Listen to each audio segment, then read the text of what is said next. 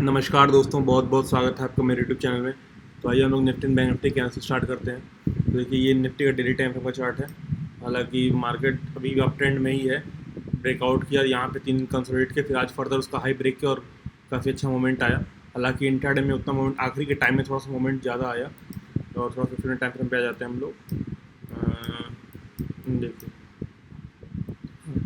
यहाँ पे तो काफ़ी चलिए कहाँ, हाँ यहाँ पे ओपन हुआ था। यहाँ पे ऑलमोस्ट थोड़ा सा साइडवेज टाइप में था। फिर यहाँ पे एक कैंडल जो ब्लास्ट की ऑलमोस्ट 80 पॉइंट्स की, इसमें थोड़ी सी मूवमेंट आई और एक्चुअली यहाँ पे आई भी बहुत शूट अप कर गई थी। ऑलमोस्ट 50-60 तक चली गई थी, 60 तक चली गई थी। इसमें प्रीमियम्स काफ़ी बढ़ गए थे और जो मतलब एट द मिनट स्ट्रेडल यहाँ पे चल रहा था ऑलमोस्ट 120-130 रुपये। तो आई भी बहुत ज़्यादा शूट अप कर गई थी, उसकी वजह से काफ़ी लोगों को लॉसेस भी हुए होंगे। तो बात करते हैं चार्ट्स की। देखिए, हालांकि अभी भी अप ट्रेंड में ही है। हालांकि यहाँ पे काफ़ी देर रेंज में कंसोलिडेट किया या फिर उसके बाद यहाँ से ब्रेकआउट किया। तो सपोर्ट एरिया एक हम मार्क कर लेते हैं। ये ऑलमोस्ट ये 26,110 के आसपास। हाँ, ये एक सपोर्ट एरिया एक्चुअली। देखो, 1 सेकेंड। ये हाँ, ऑलमोस्ट 26,060 के आसपास है। अगर 26,000 के ऊपर है तो मार्केट स्ट्रॉन्ग है। 26,000 के नीचे है तो सेलिंग का थोड़ा सा प्लान करेंगे। और मे बी अगर कल गैप ओपनिंग होती है, फर्दर ये हाई ब्रेक करता है, तो फिर एक फ्लो में ट्रेड एक लेने का प्लान करेंगे। ऑलमोस्ट ये हाई ब्रेक करेगा, एक ट्रेड प्लान करेंगे बाइंग साइड का। और ऑलमोस्ट जैसे राउंड लेवल पे तो शायद 26,500 भी टारगेट आ जाना चाहिए, क्योंकि यहाँ पे काफ़ी कंसोलिडेट किया था रेंज में, फिर फर्दर ब्रेकआउट दिया और फर्दर मोमेंटम कंटिन्यू किया।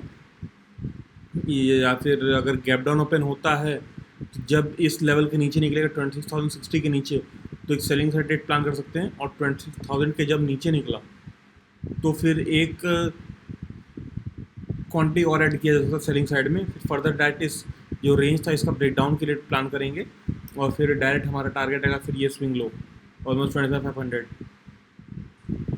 क्योंकि बहुत अच्छा अपसाइड मोमेंट आया। थोड़ा प्रॉफिट बुकिंग भी बनता है, क्योंकि फ्लो में कब तक जाएगा मार्केट। और गैप डाउन हुआ इस लेवल के नीचे है तो सेलिंग साइड प्लान करेंगे, वरना नहीं प्लान करेंगे। और गैप अप या साइडवेज में ओपनिंग हुई और फर्दर ये हाई ब्रेक करता है तो एक बाइंग साइड ट्रेड प्लान कर सकते हैं हम लोग छोटे से सेल के साथ। और इस बीच में रहा तो फिर रेंज बाउंड मार्केट रह सकता है।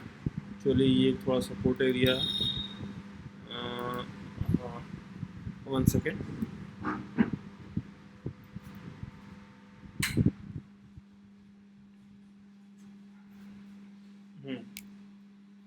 तो ये एक रेजिडेंस एरिया है।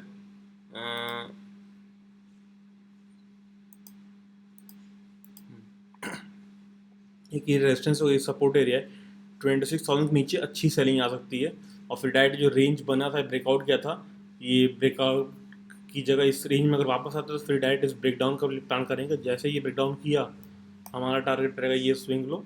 फिर ये अभी अगर सस्टेन नहीं कर पाता, इसको भी अगर फ्लो में ब्रेक करता है तो फिर हमारा टारगेट रहेगा यहाँ पे ऑलमोस्ट 26,300 के आसपास। ये बड़ा टारगेट इसलिए क्योंकि यहाँ पे कोई खास सपोर्ट नहीं है। 1 वीक डिप लगाया था तो मार्केट यहाँ तक टेस्ट करने के लिए आ सकता है। और फिर बात कर लेते हैं बैंक निफ्टी की। बैंक निफ्टी की भी थोड़ा डेली टाइम फ्रेम देख लेते हैं।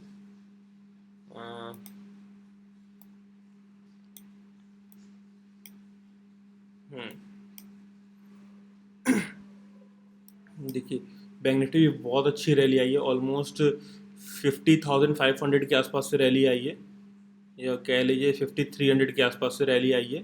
और ये 1 वे गई है 54,200 तक। मतलब ऑलमोस्ट 3,500 से 3600-3700 पॉइंट की रैली आई है ये। और मुश्किल से कितने दिन में, 3, 4, 5, 6, 7, 8, 9, 10 दिन में, 11 दिन में ऑलमोस्ट 3600 से 3700 पॉइंट की रैली आई है 11 दिन में सिर्फ। यहाँ फिर 2 दिन कंसोलिडेट किया, फर्दर आज ब्रेकआउट दे दिया। अब मोमेंटम उतना बचा नहीं है मार्केट में, क्योंकि 1 वे 3,500-4,000 पॉइंट की रैली आई है 12-13 दिनों में। और फिर उसके बाद और फर्दर कंटिन्यू में थोड़ा सा मतलब फ्लो में नहीं जा पा रहा मार्केट उतना, क्योंकि एक्चुअली थोड़ा सा स्ट्रेंथ थोड़ी सी कम हो गई है मार्केट में, क्योंकि थोड़ा सा नीचे आएगा तो ही थोड़ी सी प्रॉफिट बुकिंग बहुत ज़रूरी है यहाँ पे, वरना बाइंग साइड में तो थोड़ा रिस्की ही अब लगता है बाई करने में। भले मार्केट ऊपर जा रहा है फ्लो में, लेकिन रिस्की तो है।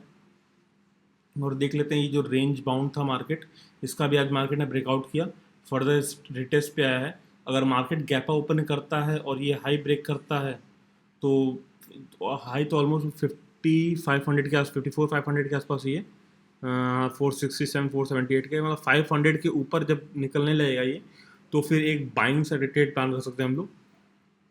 या फिर एक ये भी सिनेरियो हो सकता है कि 500 का ब्रेकआउट करे, फिर वहाँ से फिर थोड़ा सा प्रॉफिट बुकिंग आ जाए और इस रेंज के लोअर लेवल तक आ सकता है ये।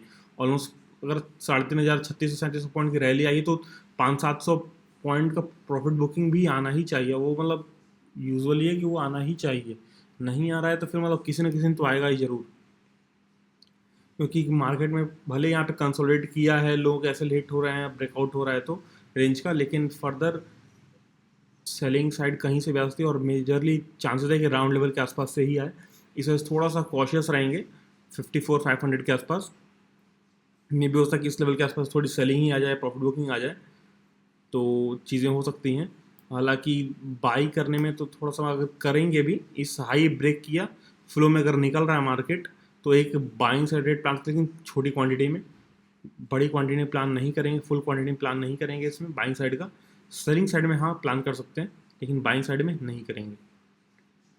और बात कर लेते हैं सेंसेक्स, कल सेंसेक्स की एक्सपायरी भी है, तो इसका भी थोड़ा डेली टाइम फ्रेम देख लेते हैं, एक सेकेंड। हाँ ये भी सेम वैसा ही हाल है इसका, ये भी ऑल टाइम हाई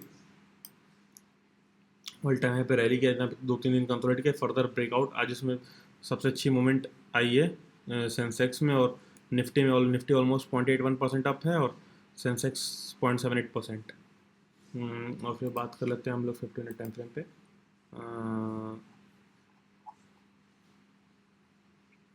देखिए सेलिंग साइड में रेजिस्टेंस तो हालांकि एक यही है, और फिर ऊपर लेवल है 86,000 का, एक वो रेजिस्टेंस लेवल है।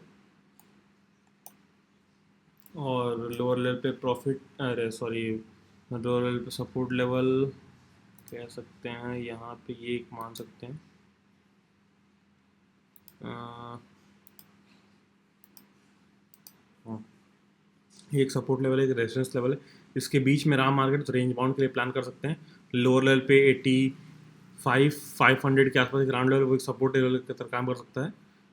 400 से 500 एक सपोर्ट लेवल की तरह काम कर सकता है, और 900 टू 86,000 वो एक रेजिस्टेंस लेवल की तरह काम कर सकता है। अगर हाई ब्रेक किया तो फिर एक कंटिन्यूएशन के लिए ट्रेड प्लान कर सकते हैं हम लोग अपर साइड में।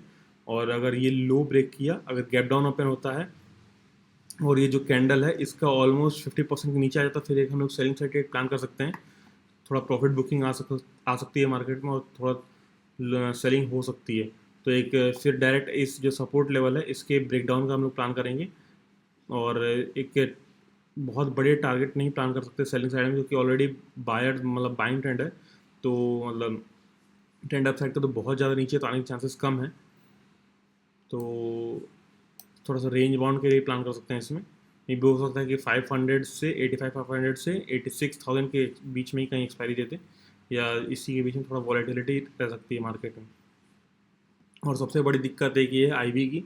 आईवी एक्चुअली 12 आ गई है ऑलमोस्ट, आज 6% के आसपास डाउन है आईवी। तो आई प्रीमियम्स ऑलरेडी बहुत कम चल रहे होंगे, तो उसमें प्रीमियम्स में स्पाइक बहुत लगते हैं, बहुत ज़्यादा स्पाइक्स लगते हैं उसमें। मे बी आईवी अगर डबल हो गई, आईवी बढ़ गई थोड़ी, तो आईवी शूट कर गए तो फिर प्रीमियम वैसे ही कहाँ 50 का प्रीमियम कब 150 पहुँच जाएगा पता नहीं चलेगा, और मूवमेंट कुछ आई भी नहीं रहेगी मार्केट में तभी भी। तो वही है, थोड़ा सा संभल के ट्रेड करना पड़ेगा, क्योंकि लोअर विक्स है, तो थोड़ा सा कॉशियस होकर ट्रेड करना पड़ेगा। तो गाइस आज की लेवल से इतना ही, थैंक यू।